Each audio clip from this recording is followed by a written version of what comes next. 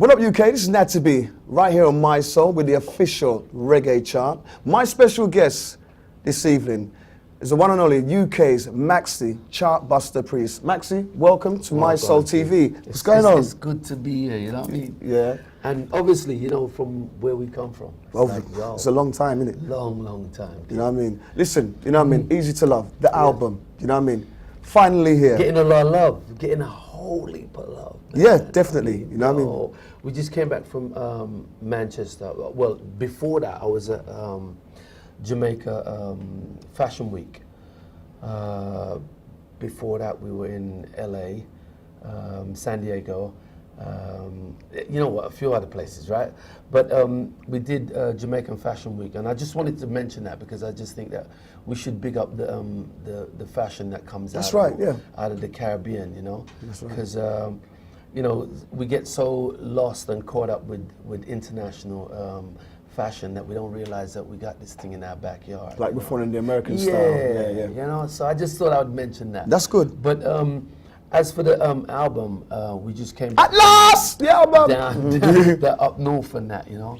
I landed in Manchester. We did, where did we do? Birmingham, Manchester, Liverpool, Leeds, Nottingham, and then we're coming down here. But just to add to what you were saying, I mean, the kind of love that we're getting from it is like, yo, I feel like strolling on days. It's feel like I was gonna say, like, compare this album to your first album. Yeah. Safe. You know what I mean? The energy. You know what I mean? It's Trust like a rebirth again. It's like, Yeah. you know what I mean? As you said, like, it was strolling on days, and Yeah. you know what I mean? And like the first time the album came out, and even with the thing with Level Vibes when you was in Yeah. Virgin, because you was with Virgin for what, 17 years? 17 years, yeah, I spent with Virgin Records. But, you know, this just kind of feels like back then, you know, when it was just my first buzz of stepping in the music business.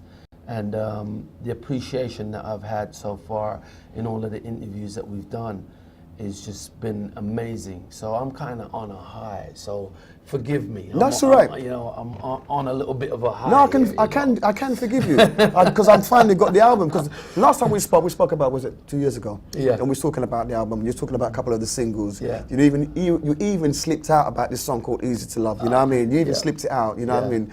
But you know, I'm just glad to know that, you know what I mean, you've been in the business so long. Yes. You know what I mean? And as I said, going back to the first album, Safe, you know, it's like the same energy. Yeah, you know, I'm really proud of this album. I guess the way it all really kind of started was Balby York. You know, the original song from Beres Hammond was on that, Right. on that rhythm track. In the arms there, yeah. And I heard the rhythm track. The Dread from Wolverhampton, you know, the big Dread. He brought the track to me, and I was like, yo, I love this track. I didn't realize that Beres had actually had a song on it first. And I thought to myself, well, yo, I want to put a song on this. So I brought it to the studio, put a song on it, sent it back to Balby because I asked him who actually produced the track. I sent it to Balby. Balby was like, yo, Priest, we have to put all this thing up. So next minute, I'm hearing this thing through the grapevine. All of the DJs are calling me about this tune. And I was one of them. So I'm going like, you know, there's this, so it's like, what I was really trying to say is like a natural, it took its own wings, you know what I'm saying? And then VP them kind of started to fish around and was like, you know, I think that we really need to do an album with this, you know? And that's really where it started from. I'm like working with Balby and a couple other producers on. Yeah, Sly and Robbie. Again. Handel Tucker, of course. I mean, you know, what is what we do and where we come from without Sly and Robbie? There you go. Do you know what I'm saying? We don't tend to give enough respect for what those guys have done in the business and brought to the business. You know what I'm saying? They've worked with the likes of Mick Jagger them, you know, Grace Jones them, Willie Nelson, you know, so from one extreme to another, you know what I'm saying? And I just don't think that we give enough respect for people like that who's pioneered the business and opened the door for people like ourselves, you know? So without doubt, obviously we had to have Sly and Robbie them on it. You also have Hando Tucker, I think I mentioned him before, the Red Boys from out of Barbados. Yes, and very interesting. Very, very interesting, you know, because these guys originally came from like a calypso kind of Soca vibe, yeah. Soca vibe, you know. And just to show you how reggae is appreciated and loved and supported by so many different kind of people, to understand that reggae is being created Sweden, Germany, France, all these different places, and a lot of DJs today don't even realize that a lot of those rhythm tracks are coming from those places. That's right. And then landing in Jamaica, then the artists then vocal them, and then everybody kind of goes, well, boy, I love the tune, but them don't really know where the thing is coming from. But that's a good thing, you know what I'm saying? Because then it kind of gives us a chance to evolve and just kind of open up the spectrum a little bit more. Okay, back to the album, So many good tracks on the album. It's one of those albums where you can just put in your CD and just play. You know what I mean? How long did it took you to sort of like, you know, because there's a few other songs on there. There's just, as I said, there's so many songs on there. It's like, I'm just kind of stuck for choice. I'm just, you know, like, I'm lost, you know what I mean? You know, even though it's a song like, you know, it's like a revival song from Your Love to Me, and with the collaboration with the young lady by name, I think it's Della Rose. Della Rose, yes, a young lady from Southeast London, a young white girl, may I add to that, you know, because I just want to make everybody kind of know, so that, you know, this is how reggae is appreciated and loved, and we shouldn't take that for granted, you know what I'm saying? But as you say that, you know, so many DJs have gone to me like, boy, this is my favorite, this is my favorite, this is my favorite. I mean, your boy Daddy Ernie, I was talking to yesterday. Father Ernie. Father Ernie, you know, calls me up and says, boy, this is his favorite. Then your boy Robbo goes, boy, Priest, I have to lift up the tune about 5 times. And I'm just getting all of these different kind of calls. But it's like, I just feel like they are a part of my team. That's right. Do you know what I'm saying? Because at the end of the day, we need each other. That's you know what I'm saying? If we can't find that thing which is ours that we're gonna push, then you find that it just kind of it gets scattered and kind of weak out there. You know what I'm saying? Compared to like back then, you know, back in the days when you first came back on, when you first came on the scene, and to like now, you know, I mean, what your take on how the reggae music is kind of like, you know, is it changed to you? Well, of course it's changed. It definitely has changed. I guess it's not as healthy as it was here for what we had as a foundation for back in the day, right? You know, a lot of that's kind of fizzled out. I guess I kind of put it down to the fact that I personally think that maybe when we had that foundation, we kind of got a little bit complacent. You think? Complacent in the fact that we thought that, you know, the world was going to come to us, and we didn't necessarily have to go to the world. Not realizing that, you know, those who made music in Jamaica stepped out of Jamaica to make the world come to them. Right. Do you know what I'm saying? And I think that is a part of why the business in itself over here is not so healthy as it was back then. But, you know, we give thanks for the few that are still left and still in it, and there's still something there for us if we can find a way to somewhat support each other and kind of come together and move as a unit, you know, then we can work out the logistics of the situation. Back to Easy to Love. All right, the buzz is on there. It's, you know, it's buzz on the street now. Do you know what I mean? It was like, okay, you're at home, you're getting all the phone calls from DJs, you know what I mean? You turn on the radio, everybody's playing the song, and it was like, you never done the video. Then it was like, I've got to do the video. Yes. So tell me the take on that. Well, of course, it's exactly what you said there, you know, but unfortunately we were back in Jamaica, and you know, again, you know, in Jamaica it's there's a lot more going on where you can turn to somebody and say, well, all right then, boy, we need the video like ASAP. You know what I'm saying? So VP called me while we was down there. We were down there doing a gig for Jamaica Tourism, and he asked if I would stay on and do the video. So we did that, and obviously, you know, Bang. here's the video. Yeah, yeah. You know? But that's just how it goes, you know, and we somewhat have to kind of move with the swings and the roundabouts. One of my favorite tracks off the album, which I wasn't really too hot on one of them. What's yours? Holiday. Holiday. Well, that's the one you was telling me. Yeah. That's the one you kind of like said, you know, that song, Holiday, when we spoke on the phone, way back. Well, and I just jumped on it. And that wasn't Daddy Ernie's favorite. Nah, it wasn't. Loving You Is Easy is Daddy Ernie's favorite. Mm-hmm. And the one with me and Della Rose is Robbie.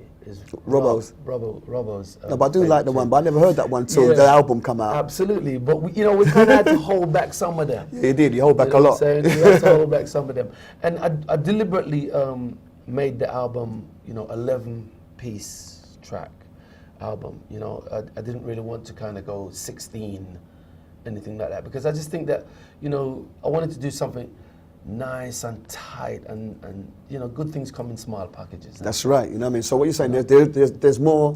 There is more tracks, but as I said, I just wanted to kind of give you something nice and small packages. I mean, how long did it took you to sort of like put all that stuff together? Put the tracks together. It's kind of weird, really, because I can't really tell you exactly how long it took, because we put out the first single and. That was working for a time, you know what I'm saying?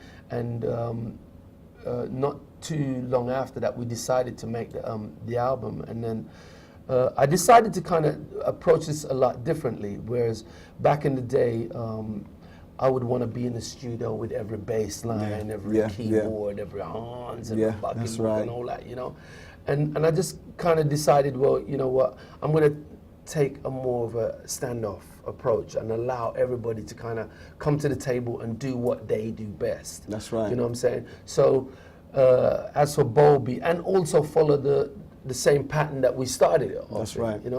Allowed Bubble them to kind of like do some skeleton of some tracks, send it to me, and then I sat down there with my peoples them and wrote some songs and vocal the songs, then send it back. Then he would add a little bit more stuff to it, and then if there was anything that we needed to fix up, we would do that and then work it like that. Especially with the technology today, it's obviously a lot easier. Not like back then when we had to sit down and wait like 5-6 hours for those are the days. just the sound of the drums. You know what I'm saying? But I guess this is a formula that maybe I should somewhat get used to. I guess it comes with a little bit of maturity, I guess. It does remind of the days when you used to work with Erskines, and it was just a song like Wild World, and you weren't really too hot to do the song. Do you remember? You weren't really too hot to. Well, I guess that formula was there for me, and I didn't realize it. Do you know what I'm saying? Because as you said, Wild World is like a song that. When he first played it to me, I'm kind of going, boy, I don't like that. You know what I'm saying? I'm not really feeling that. And all the way on the plane, I'm going, boy, me not doing that too. And then headstrong. Yeah, because you have to also remember that we came from sound system. That's right. Where I come from the streets. Yeah. We live with things. Yeah, we kind of think we know it. Yeah. You know what I'm saying? Nobody was in them dance there with us. Yeah, that's right. That came into the business. You know what I'm saying? And God bless what Erskine brought to the table, because obviously that was something else that we weren't doing. Do you know what I'm saying? And that was the other piece that I needed with my thing for the thing to elevate. You know what I'm saying? But you're young, you're headstrong. You kind of go, boy, if it match up to the Dennis Brown or Gregory it is, then it's not really kind of going our way. Because in a little way, when it comes to that, the UK reggae scene, and they call it like the fuse, right? From the mixture with R&B, reggae. You know what I mean? Maxi Priest brought that to the fore table, and he brought that out wide. I was in Tenerife, and I was like, in a nightclub, and they're playing Maxi Priest video, and I'm like, it's my friend. Yeah, you know him. Yeah, all right, mate. Yeah, like hell you do. Yeah, But I was standing there looking at the video and I'm thinking, wow, Maxi, you do your thing. You know what I mean? But would you say you would kind of like the R&B flavor to it. You know what I mean? I don't even want to use the word popified. You Well, know? you know what? I mean, look, we grew up here, Yeah. right? So growing up here, we kind of searching for an identity. Do you know what I'm saying? People looking at us, telling us, go back home. Yeah. We kind of going, where's home? Where? Then we go home. Then they say, South why? London. Yeah, Englishman. So you kind of go, We're lost. why? Where is it that we're born? In the sea, on the plane, or what? You understand? Right. So, and then the music was what really kind of gave us a sense of belonging. Do you know what I'm saying? So, and that came from a mixture of music, because we also used to the situation that was also going on in America, you know, with Martin Luther King and all that kind of stuff, you know. So we adhered to the Jackson 5, the Marvin Gayes, the Smokey Robinsons, Because we used to play them in the the Otis dances. Reddings, Yeah, you name it, you understand? As well as our Burning Spear and our Bob Marley and our Culture and and culture and all of this, right? And then also growing up here, listening to the radio is predominantly pop, white music. Right. You know what I'm saying? But I guess from an early age, now when I look back at it, because I used to sit there and watch a lot of the musicals. Yeah, yeah. You know, your Frank Sinatra, your Dean Martin and all this kind of stuff. Really? And my brothers them and my sisters them would be like, you know, what are you doing? Yeah. You know what I'm saying? But because my parents them would always, you know, encourage me with the singing, especially my mom from church, I guess it was just curious to know how they use their vocals. Do you know what I'm saying? And I guess a piece of that, a piece of this, a piece of that has all become a part of the style of singing that I brought to the table. And you've done it well. I would like to think so. Yeah. You know what I'm saying? You know, when people say that, I appreciate it. It's not, you know, Mama said, boy, self-praise is no recommendation. Yeah. You understand? But so I take it when it's given to me. That's right, you know what I mean? Back with the album again, Yes. you know what I mean? We ain't strayed from it. No, either. no, but you know, the thing is, you know, as I said, like, it's one of those albums where you can just proceed, where you just put in your CD player and just play and play and play. And I feel that way about it too, because also again, right, I'm saying that when I was working with Virgin them and major record companies, you know, you do your album, you fight with them, say, boy, you know, really too like this tune or that tune. Yeah. And then when you go home, you have to play the album to your Virgin them. Yeah. And there's some songs where you kind of go, Oh, I don't know about this one. I hope Sam like it. Or, you know what, we had to do it this way because we're trying to work. Trying to that explain same- yourself. Yeah. And you had to explain yourself. You know what I'm saying? And I always thought that the music that we do is not opera. It's not something that you have to sit down and have a piece of paper and read it. You know what I'm saying? Our music is a drum and bass thing where you have a feel. Yeah. And if it don't hit you a It's that certain kind vibe. of way, Yeah. then it just ain't working. You know what I'm saying? So with this particular album now, in the home of VP, Right. because this is actually the first collaboration that we've actually done together. And that may seem a little bit strange because obviously VP has distributed a lot of my albums then from Virgin from back in the day. That's right. You know, and obviously they've evolved now to becoming a major player as a record company. You know what I'm saying? So working with them now, I kind of felt home. I kind of felt at home. I felt like there was a support. I didn't have to explain to the A&R person why this song is like this. It was like, boy, we went for a song, we all saw it. We all could feel it. Do you know what I'm saying? As well as from the producers, them to the A&R, to the owners of the record company. So I kind of feel like we're moving as a force. Well, listen to the album. It's like it's an album that you wanted. You know what I mean? Yeah. Not even like listening to the song like You Are Love. You know what I mean? As you know, we used to party with them songs. And, you know, in the blues dances and that. You know what I mean? So why did you decide to cover that song? Well, again, you know, my peoples then was allowed in the arena. That's right. You know what I'm saying? And Michael Gittins is the person that brought me that song. Oh, that bless Or brought the song to my attention. Yeah. Because obviously it's something that we used to rave about back in the day. Yeah. And he actually said to me, boy, Priest, that's your name. Yeah. I can remember we sat outside a dance in Forest Hill. And we were in the car. It was me, him, and my brother Leroy as well, sitting down there. And he played it for me. And he's like, Priest, that's your name, if you do that, your name. And I'm like, just send me the CD. Yeah. End of, yeah. Send me the CD. So, but I milled over it. And whilst I was in Jamaica doing the video, in fact, for that Easy to Love, was when we recorded that with my band, the musicians from my band, right. as well as Livingston Brown produced it. All right, in terms of like touring now, you know what I mean, you're going to be, you know what I mean, you're here, you're in America, you're in Jamaica, you know what I mean. Glastonbury. You're doing a Glastonbury. Yeah. You know what I mean, We're after doing that. Glastonbury the Friday, I think it's the 27th. Okay. Either the 27th or the 28th, I think it is. Okay.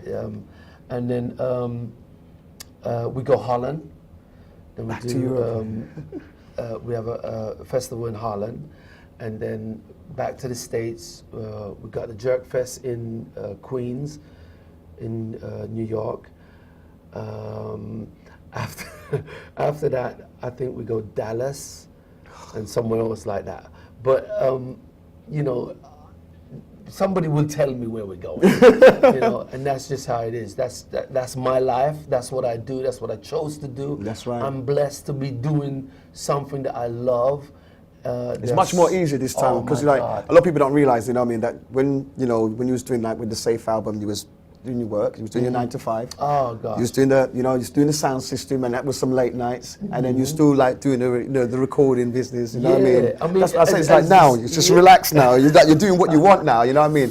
Not too much of the relaxing, but I do remember, you know, being on a building site, and you know, my music would come on the radio, and the carpenter or my co-carpenter or electrician or brick would be shouting out, "Oh, Max, you're on the radio," you know.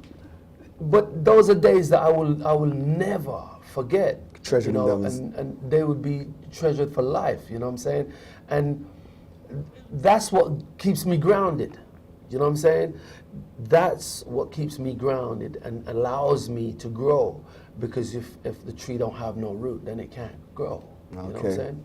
All right, Maxi, listen, time's running down. Yes, you know what I mean? Because we got to do our radio show together. Yeah, I mean, you know what I mean? But, you know what I mean? Is anything you want to shout out? Is anybody out there? Well, you know what? I just really want to say thank you to everybody for their support over the years. Not only with my music, but for reggae music on a whole. Without you, there is no us, and God bless you all. Peace. Maxi Priest live and direct right here on Mi-Soul TV. Bless up, Mike. Yeah.